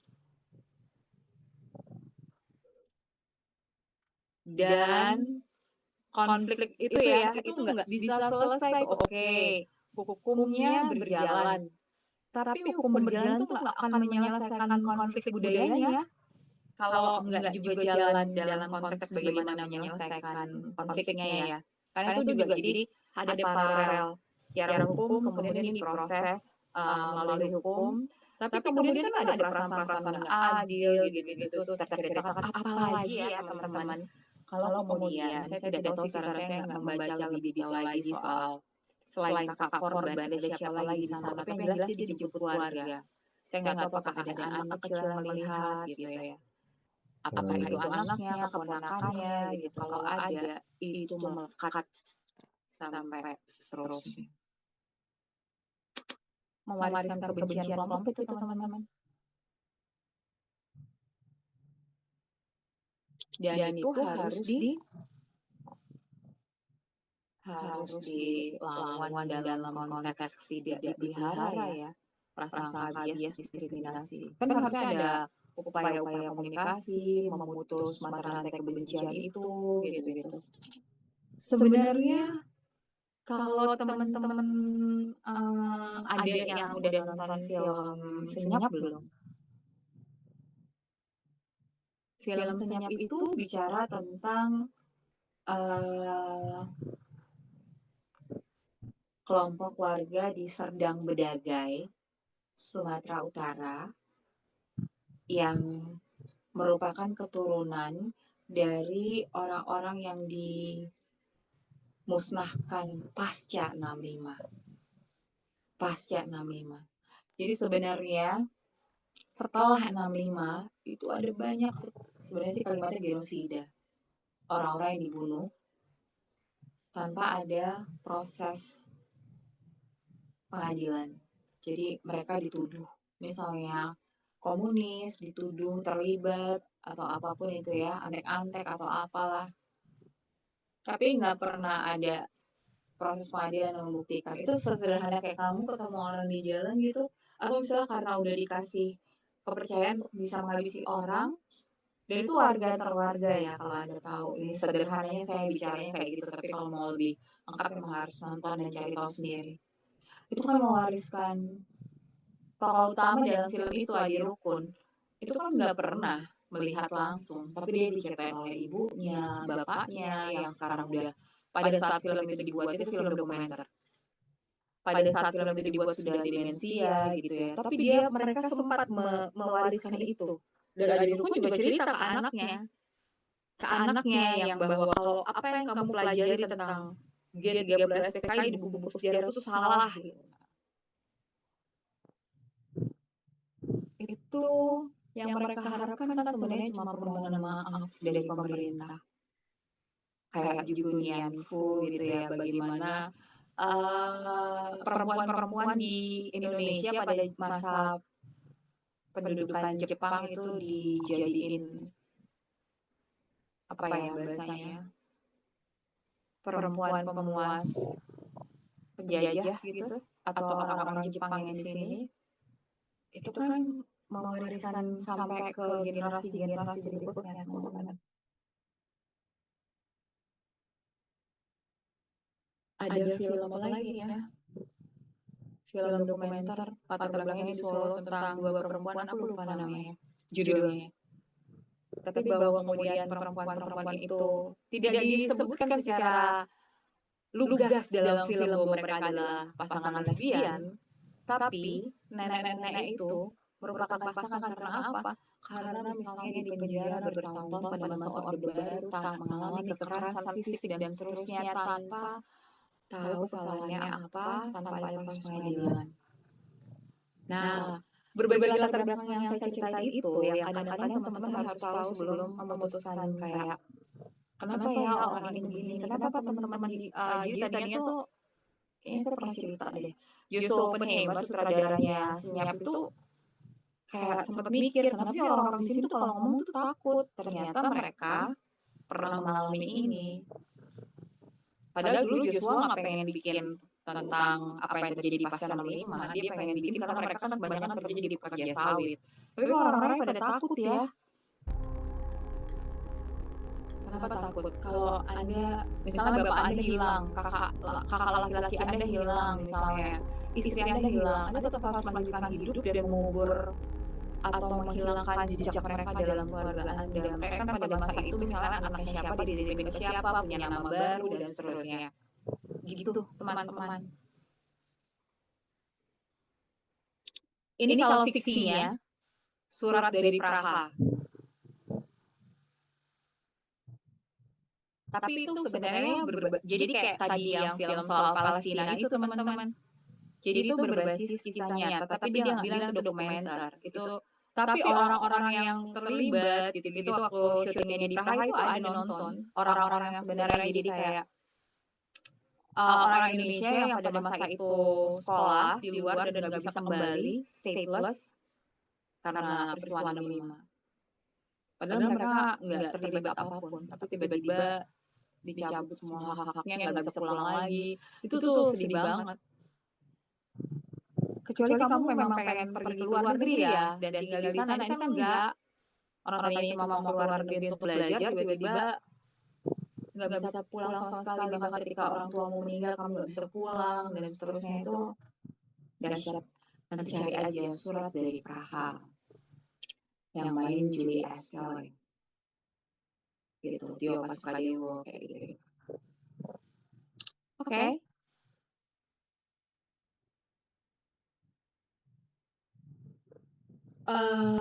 Kalau Anda punya identitas sosial itu tadi, apa sih kemudian secara psikologis itu Anda punya apa? Anda punya rasa memiliki. Anda tahu Anda tuh nggak sendirian. Kalau terjadi sesuatu, makanya tadi saya bilang, kalau orang udah pakai atribut atau misalnya punya kartu keanggotaan kelompok tertentu, jadi ini contoh saya itu tidak hanya kelompok budaya ya, misalnya kayak tadi pemuda Pancasila kan bukan kelompok budaya, tapi masuk dalam ini, dia punya identitas gitu ya. Kelompok budaya yang tidak dibangun dari etnisitas. Ya.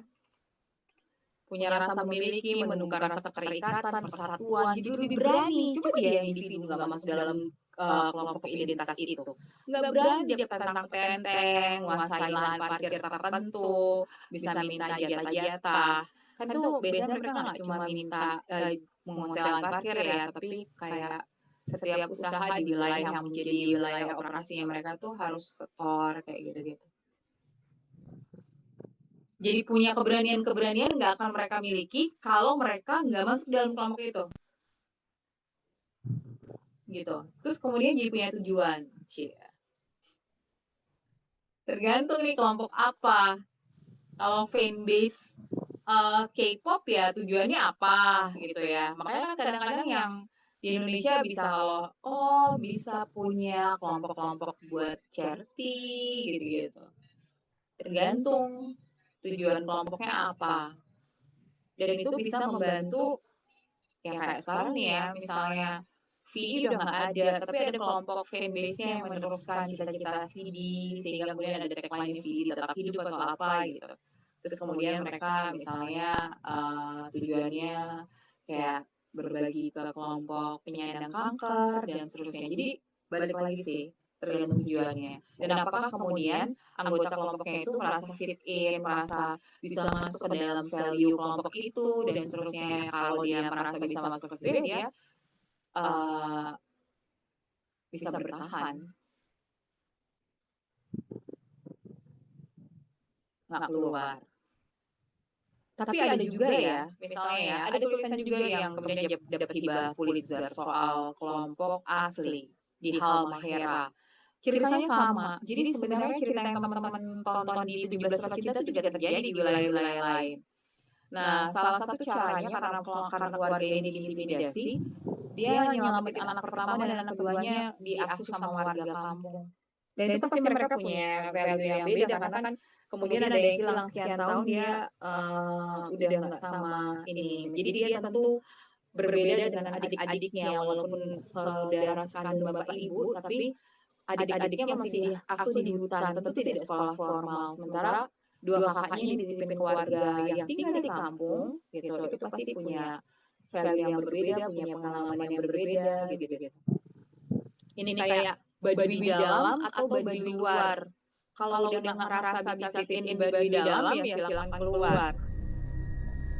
Gitu. Yang kalau Anda temuin itu rata-rata ya Baduy luar, bukan Baduy dalam. Baduy dalam kan sama sekali nggak bersentuhan dengan peralatan teknologi ya. Nggak pakai jeans juga. Kalau ketemu sama orang Baduy yang pakai jeans, itu bukan orang Baduy dalam biasanya. Jadi mereka nggak punya value yang beda kalau itu hanya berlaku di kelompok mereka, ketika mereka keluar dari wilayah kelompok mereka kemudian mereka jadi nggak punya value itu enggak. Punya harga diri. Makanya kalau harga diri kelompok itu mengusik juga harga diri setiap individu yang bergabung dalam kelompok. Kalau maka tadi saya bilang ini peristiwa pembunuhan, tapi buat kelompok itu dimaknai soal bagaimana klan ini harga dirinya dilukai. Ini kan termasuk ketua kelompok gitu ya, orang yang kemudian posisinya dianggap baik, bayangin ketua partai tapi juga ketua atau misalnya termasuk ketua klan tertentu dibunuh di depan publik itu ya, itu melukai harga diri.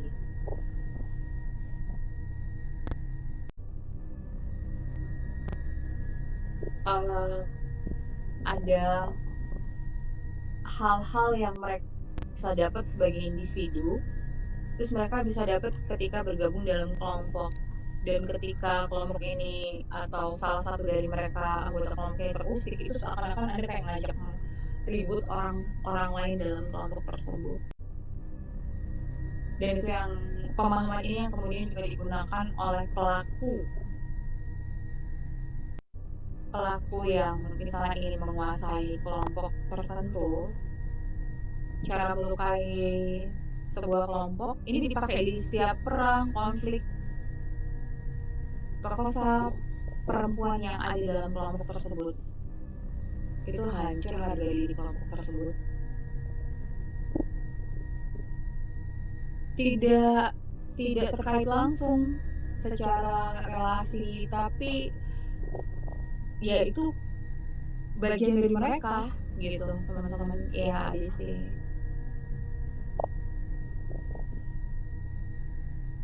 Identitas kelompok menyediakan kerangka kerja untuk memahami diri sendiri dalam konteks komunitas yang lebih luas. Kelompok dapat membantu mendefinisikan siapa diri Anda berdasarkan atribut, nilai, atau tujuan bersama. Nah, ini tuh kayak gini. Kalau orang nggak punya identitas, dia jadi kayak layang-layang yang putus, hilang arah. Karena dia punya identitas, dia punya tempat buat pulang. Kalau punya tradisi, kalau lebaran saya mudik, kalau lebaran saya bawa apa atau beli apa, dan itu kadang nggak bisa tuh kita bicara ngajakin mereka untuk pakai akal sehat untuk nggak ngabisin duit pada masa itu gitu ya, atau pulangnya nggak pada masa mudik lebaran biar murah tiketnya, nggak bisa. Itu bagian dari definisi dia. Ada nilai-nilai, dan itu nilai-nilai budaya yang nggak bisa kemudian sandingannya itu ayo dong pakai akal sehatnya, itu kan harganya nggak masuk akal, tapi kemudian jadi sah-sah aja ketika konteksnya adalah ini value kelompok budaya tertentu.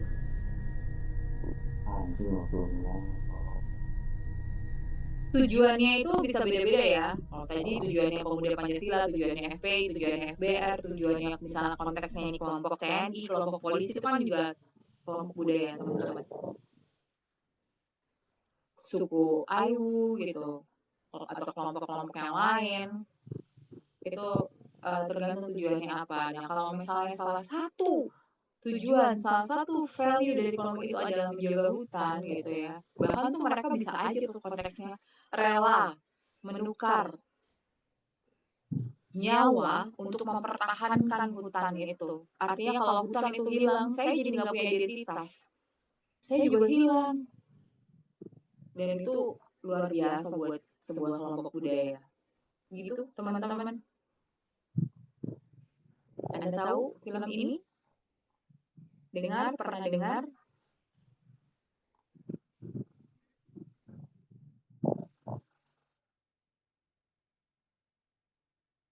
Pesta Babi. Ada yang pernah dengar, teman-teman? Belum. Waktu pemutaran perdana di tim, bukan Sabtu kemarin, tapi Sabtu kemarin yang lagi, itu saya sudah nonton. Saya tadinya tuh mau ngajakin teman-teman, tapi kita lihat aja ya setelah saya nonton. Nah, beberapa teman-teman dari kelas lain akhir pekan kemarin sudah nonton di M Block, ada nonton bareng. Dan saya rasa dalam beberapa waktu ke depan akan ada banyak pemutaran-pemutaran di sejumlah tempat. Tolong pantengin Instagramnya ide baru ID-nya ya, Indonesia Baru ini Watchdog juga. Ini film dokumenter. Sebenarnya beberapa bagian dari film ini sebagian yang muncul di 17 Surat Cinta. Tapi versi lebih lengkap karena hanya cerita tentang Papua. Ada 5 suku. Orang-orang 4 ya. Orang-orang Marin, Ye, Auyu, dan Muyu. Auyu tuh sebagian udah diceritain di 17 Surat Cinta. Karena kan kalau kayak gini ngumpulin gambarnya kan cukup lama ya.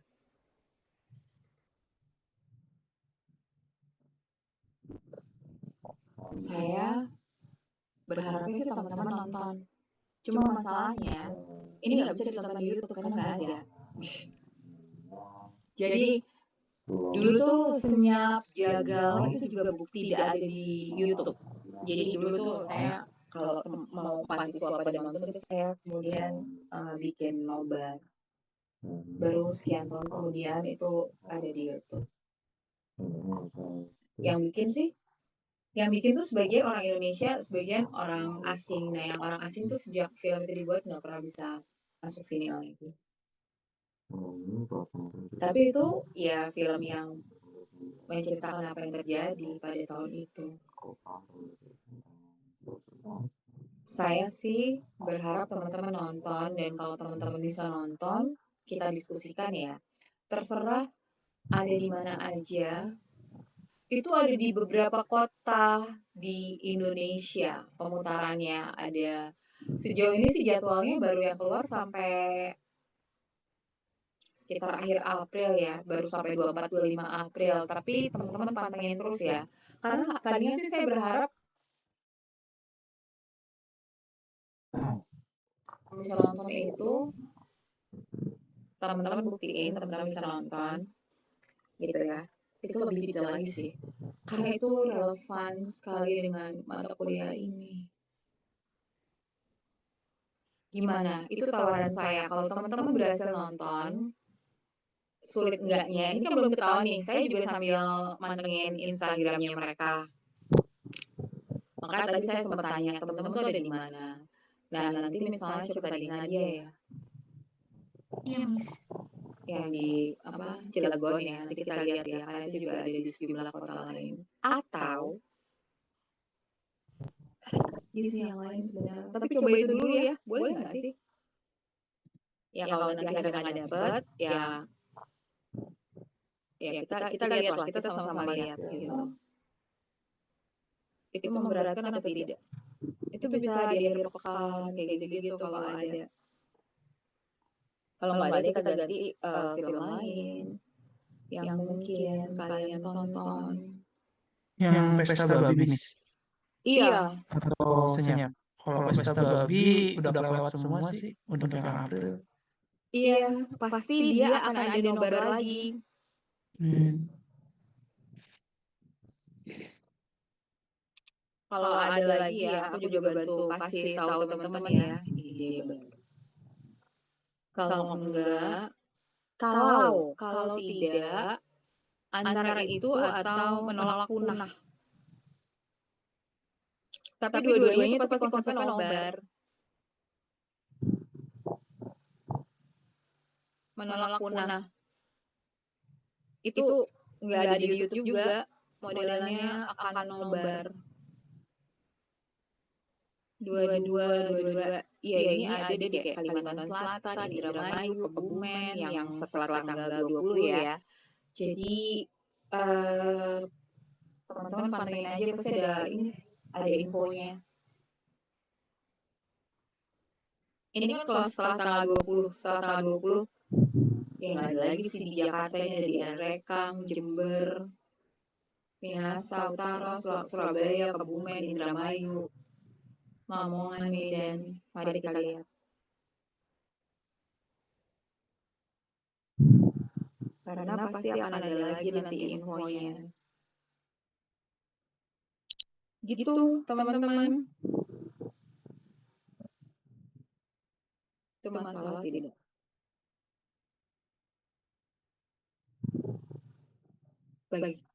Anda nonton trailernya kalau di YouTube aja. Kan itu nggak bisa terjelaskan ya, kayak kenapa mereka mempersepsikan pemerintah atau negara sebagai penjajah.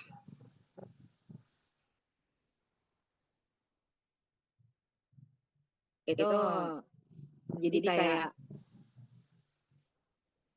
nggak sesederhana nih kalau udah sampai begitu besarnya, kecuali kemudian satu-satunya yang bisa menyelamatkan adalah berhenti itu invasi atau perubahan lahannya itu.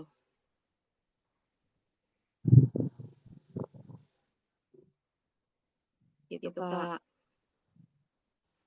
Ini sih wacana ya, sampai kemudian saya juga menemukan ada tempat buat kalian bisa nonton.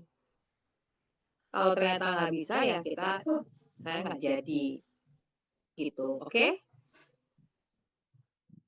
Tapi kalau ternyata ada dan memungkinkan, misalnya akhir pekan, biasanya itu kan sore ke malam, teman-teman ada kuliah nggak? Hah? Kalau hari Sabtu ada nih Iya, jam pagi. Oh pagi, iya. Kalau sore ke malam nggak ada kan? Ya ini masih gagasan sih. Kalau misalnya nanti ternyata sulit buat teman-teman ya nggak jadi. Cuma kalau misalnya ternyata itu memungkinkan ya, kalian harus nonton sih teman-teman. Gitu.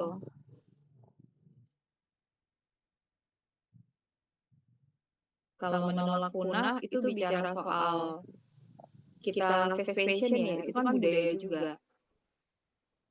Apa sih dampaknya gitu.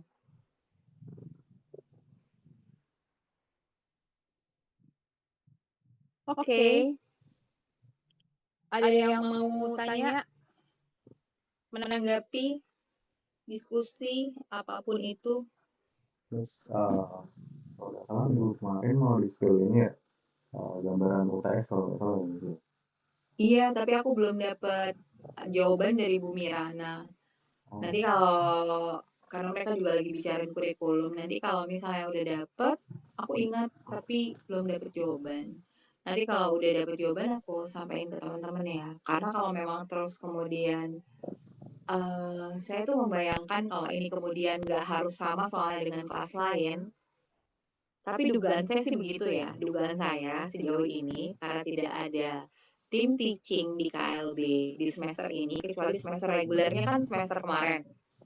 Kemungkinan tuh soalnya bebas. Nah, kalau soalnya bebas, tadinya tuh saya mau ngajakin teman-teman berangkat dari film-film yang teman-teman tonton dan itu jadiin case study. Itu yang jadi kayak kamu misalnya kita ngebahas bagaimana teman-teman melihat identitas budaya suku ini yang tergambar dalam itu sih tadinya saya mau menjadikan film-film itu sebagai case study. Nah, tapi filmnya apa itu kan masih tergantung. Ini kan baru satu nih, kalian baru nonton 17 Surat Cinta. Saya sih dari pemutaran perdana 2 minggu lalu saya sebenarnya pengen kasih tahu, cuma saya belum tahu, saya harus lihat dulu. Meskipun pada saat itu saya sudah ngajak teman-teman kelas lain untuk datang waktu itu di pesta media. Gitu. Itu sih Rizky, Iro, dan teman-teman lain. Jadi kalau ternyata individu, teman-teman soalnya itu akan studi kasus dari berbagai kasus yang kita suka omongin di kelas. Termasuk misalnya kayak kalau emang beneran kalian nonton filmnya, kalian perhatiin, kalian sih pasti tahu. Gitu. Dari situ sih misalnya value, bagaimana perbedaan value antara misalnya kelompok ini dengan kelompok ini dalam mempersepsikan A gitu kan juga bisa.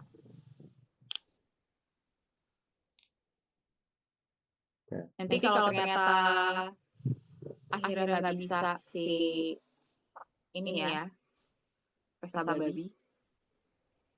Tapi itu bener-bener kalau aku mau ngasih contoh tuh ada semua di situ. Bagaimana mereka ngobrol, konsolidasi, yaitu di pesta babi itu. Kenapa namanya pesta babi? Karena di terakhirnya itu dan tapi ada kemandirian ekonominya. Tidak dengan jadi spill isinya. Bahwa yang dipakai makanan yang dipakai buat mereka berpesta itu benar-benar murni dari mereka sendiri. Termasuk yang disantap adalah jadi kayak mereka dari berapa tahun sebelumnya, lebih dari 10 tahun tuh udah nebarin kayak anak-anak babi ke hutan. Yang nanti itu akan ditangkapin buat pesta gitu. Itu jadi kayak konsolidasi ngobrolnya, pewarisan nilai-nilai itu di saat itu tadi tuh. Dan itu berkumpul loh, padahal nggak punya teknologi untuk kayak nelfonin orang dari suku ini gitu. Jadi itu konsolidasinya bahkan antar suku. Untuk ngapain? Untuk ini loh, lingkungan kita berubah, situasi kita berubah. Dan sebenarnya dalam situasi yang lain ya kawan-kawan ya, teman-teman yang tergabung di dalam, bukan tergabung, warga yang tinggal di wilayah Kars Gunung Sewu, Geopark Gunung Sewu yang terdiri dari 3 wilayah, Kebumen, Gunung Kidul, sama Pacitan, itu akhir pekan kemarin itu kumpul bareng di Pacitan. Nanti next stopnya itu yang belum ketahuan kapan mereka akan kumpul bareng lagi di Gunung Kidul. Kenapa? Karena situasinya berubah. Mereka kemudian kayak dalam tanda kutip ya, manusia atau katakanlah orang luar melihatnya itu sebagai bagian dari konsolidasi. Mungkin mereka bahasanya bukan konsolidasi ya, kumpul-kumpul warga untuk membicarakan mengenai nih lingkungan kita berubah kayak gini-gini, bagaimana cara kita memandang apa yang terjadi dan segala macam, apa yang harus dilakukan, itu mereka ada. Jadi maksud saya apapun latar belakang situasi budayanya itu ada. Ini pasti nih setelah pembunuhan kemarin itu ada tuh konsolidasi di klan itu apa yang mereka akan lakukan, bagaimana mereka nanti kalau keluar berhadapan dengan klan yang berbeda gitu-gitu. Itu pasti ada. Harus dikawal atau tidak, yang dianggap ini ya, kemudian katakanlah dalam tanda kutip putra mahkota di klan tersebut kayak gitu-gitu. Itu tuh permusuhan udah puluhan tahun loh Kak, kalau kalian googling itu. Termasuk bagaimana mereka bisa berantem loh sama menteri, bisa melawan menteri itu John Kay. Kenapa orang yang tampilannya kurus, matanya satunya juga udah palsu, bisa punya kuasa dan orang bisa mau dengerin dia? Bisa punya kuasa itu dalam arti dia ngomong apa, itu kelompok dia bisa bergerak. Dia perintahin apa, orang bisa bergerak. Dan itu teman-teman harus paham kalau mau berkomunikasi dengan mereka, gitu. Kalau Anda misalnya jadi humasnya Menteri Marwari itu kemarin, itu Anda cari tuh videonya John K. berantem sama Marwari. Ada. Belum lama. Gitu, teman-teman. Oke. Terima kasih banyak ya. Semoga dalam pekan ini udah ada, karena kan lagi mau raker besok, jadi kayak aku tidak tahu apakah dijawab atau setelah raker baru dijawab. Keputusannya gimana? Ya, Rizky ya. Tapi nanti kalau udah ada, saya kasih tahu ke teman-teman. Tapi kalau memang skenario-nya kemudian soalnya nggak harus sama-sama sama kelas lain ya, udah itu soalnya kira-kira apakah ada yang keberatan. Sejauh teman-teman kan misalnya kayak, oke, dari film ini ya, soal film ini gitu ya, udah itu hanya dari situ aja. Oke ya teman-teman ya, nanti saling berbagi informasi aja kok teman-teman juga punya informasi tentang nobar. Sabar. Kayak akhir pekan kemarin gitu, teman-teman di Muhammadiyah juga bikin nobar di Sawangan. Kayak gitu deh, tergantung teman-teman dapat lokasi rumahnya di mana. Semoga ada lagi, pasti ada lagi sih. Ini cuma informasinya aja belum keluar lagi. Tapi pasti ada lagi. Ya, terima kasih semuanya. Sampai ketemu minggu depan. Terima kasih. Terima kasih. Selamat malam. Habis. Terima kasih ya.